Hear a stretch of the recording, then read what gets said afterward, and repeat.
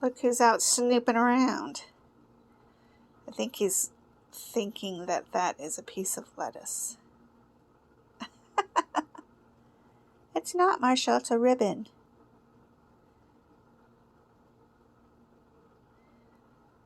I was thinking about how I haven't toddler-proofed the house, and I think I need to turtle-proof it as well. That's not food. Silly. His mouth is all dark because he just ate his lettuce. I'm going to put him outside for a little bit. Happy afternoon, guys. It is about noonish 1.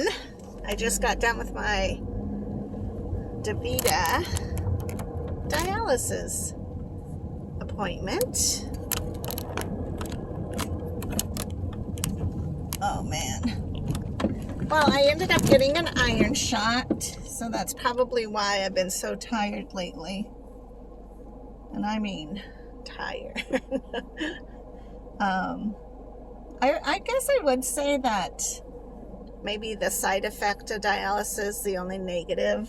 Well, there's 2. One negative is just the fact that you are pretty tired a lot.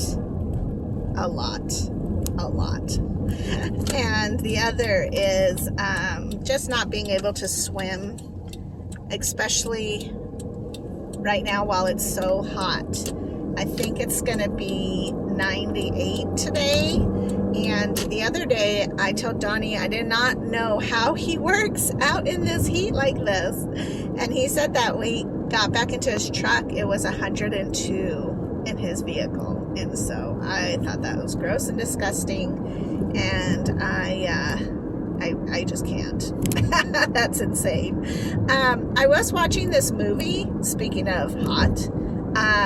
It's called Gold, and it's with Zac Efron, and so I thought, well, you know, why not give it a try? Apparently he discovers some gold in this desolate area, and he goes to, you know, get it, and then he runs into troubles like people trying to steal it and all this stuff. Anyways, the location was a dry, dusty, desolate area with sand and direct sun. And I was never more thirsty in my entire life. I swear. I'm sitting on the couch in my air conditioning with my bottled water, and my soul was dying, like literally crisping to a T, because watching him just be so overwhelmed with trying to survive, that's insane. I don't even know. The movie itself was not interesting, which is probably why it didn't get very much reviews. Definitely was not worth watching. But in the end, you hope that he got water and was able to survive with his gold that was going to help him, of course, have a better life. But no, that's not what happened. And if you want to watch it, well, I told you so. At the end, when you see it and you're like, really?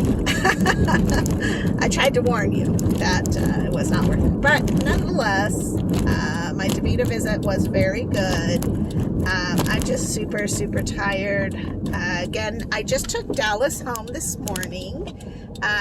He's very, very sweet. He's a very good pit bull. He's just a powerhouse. He's like having a linebacker in your house. He is completely stubborn pit, but very, very good. And he was very, very good on the leash. I do have to say that for sure. He just has to be retrained in not jumping up, because that's a big thing. I don't care if he's on the couch or not. When it's just me and him, he does wonderful. But once the guys come home, boy, he loses his mind. And I felt bad for my neighbors below me, because even though they have the screaming child, they didn't deserve to have 5 a.m. run around dog time. So that was a little bit frustrating just because Smokey and River didn't get to do that. In fact, they laid down in bed until they saw that I was really up. And then they would get up and shake their bods and, you know, go get some water and kind of wake up versus like, bam, let's get going. So, you know, again, it's just a difference of temperament. And I think dogs are a lot like people. They're just various souls. So it was nice to get him back home because I realized that it's a lot to have an extra body in that apartment. And I think if I had a yard and a bigger home, it wouldn't feel so overwhelming, because even though he's a smaller, short, stocky dog, it's still another body in there. And so we had to kind of barricade Ben's room off so that he didn't go in there, just because Ben's flint napping and we don't want his paws to get cut or for him to, you know, be sniffing and, you know, injure his nose or something. But he's really good. And like, I just put a box and a bag there in the way, and he, one, didn't jump over, because Smokey would have jumped over in a heartbeat. And two, he didn't try to push his way through. He was like, oh, I can't go this way. And so he would turn around and come sit with me on the couch. So, you know, that was fine. But again, I felt a little bad because I wish we had had a bigger place for him and a backyard where he could run around in. But I'm glad that my friend had a really good time on her trip, and that we were able to watch him, because, you know, I've had dogs where I had to get a dog sitter and have them stay at the apartment, and it's a job. So I think I was a little bit overwhelmed with all that action, because I really felt like that was in the back of my head constantly, like making sure, did he eat, did he drink something, does he have to go potty? Of course, I'm not going out in this heat, so it's like, please don't poop in the house, because I'm not going to take you outside right now. You know, but early morning we did take a nice good walk, and then in the evening, after the sun went down, because I don't want to burn to death. And of course, that's a good note too, because like his poor little paws, you don't want to take him out in the middle of the day.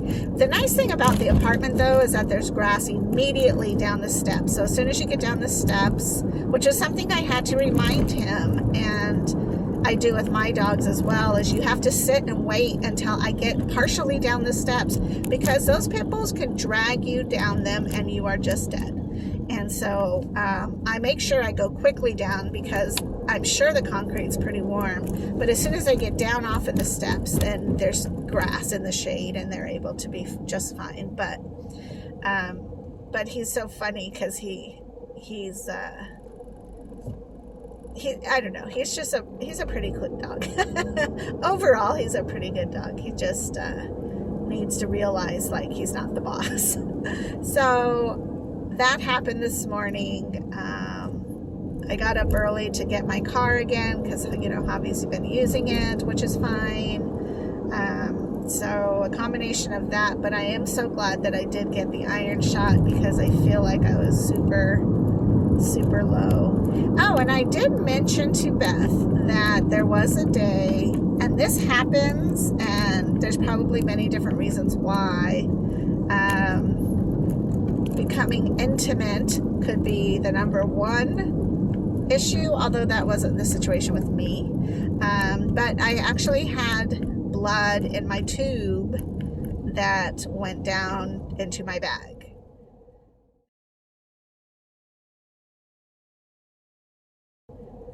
Now, where the blood came from, we don't know, because we did talk about it, because it was so weird. Like, it wasn't dark blood either, which would mean like old blood that was sitting around pooling or like just kind of hanging out. It was fresh blood, and so that tells me logically that it's okay, because that means, in a sense, it's okay, because that means that it's something fresh and right now, and not something you've ignored or something like that.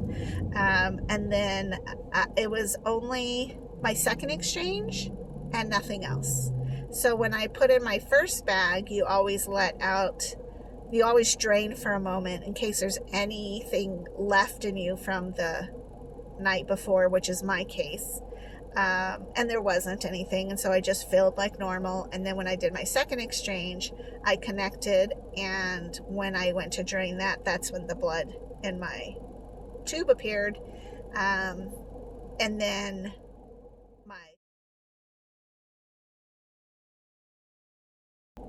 my third exchange, there was nothing. It was fine. Like, so I don't know. It was weird. You know, sometimes if you pick up something heavy, which is why we shouldn't pick up anything heavy, then that could be a problem. That could cause that. Sometimes it could be you banged yourself against something, you know, which could happen, I guess, and that wasn't the case. Again, becoming intimate with somebody and being too rough, that could do it, but that wasn't the case. And then I guess apparently you can have a period that just kind of shows up, but that really wasn't the case because it happened just in my tube, and I haven't had a period in forever, like 5 years at least. So I can't believe this guy just cut in front of me like that. That was so rude. So I don't know. But Beth said, you know, it's good that I told her. I even took pictures in case she wanted to see. Because if it became a frequent thing, then that would be an issue. But because it was just like a weird once in like 6, 7, 8, maybe a year, then it's all good. It's all good. But it can happen. And in situations like that, you don't want to panic. Again, you have to think logically, like, am I bleeding, broken, or on fire? Well, I am bleeding, but where am I bleeding at? So it's just in my tube. Is my port area sensitive? Did I accidentally do something? You know, and then if it is a concern, I would definitely call your center to make sure that they don't want to do more examination or something, especially if you know you did do something perhaps a little bit rough or naughty, like picking something super heavy up. I always feel like I'm always really cautious when I work out to not over work out my abs. Even when I work out and I have nothing in me, I just freak out thinking like, I don't want to rip my peritoneum, and I don't ever want to rip my port cord out. And so I just have this probably healthy fear that those things can happen, and that's in a lot of ways good, because it's one of those healthy fears that is necessary in this kind of situation. When I go dancing, I do not like when guys sometimes will come up, and usually it's being a gentleman and they want to come up and dance with you, and I'm like, don't touch me. And it's because I just don't want an accidental thing where they rip my port out, which I hear is pretty rare, but God knows my history of life I would be that person who got the port ripped out for some reason. So I just don't even want to chance it. And then of course I don't want to rip it, and I want to baby it and take care of my peritoneum because I don't want to not be on PD dialysis. Anyways, other than that, things are good. So I am going to let you go so I can concentrate on this traffic. I can tell it's noon and it is lunch hour rush. So I will talk to you guys later. Thanks for hanging out with me. You have a good day. Drink your water. Bye-bye.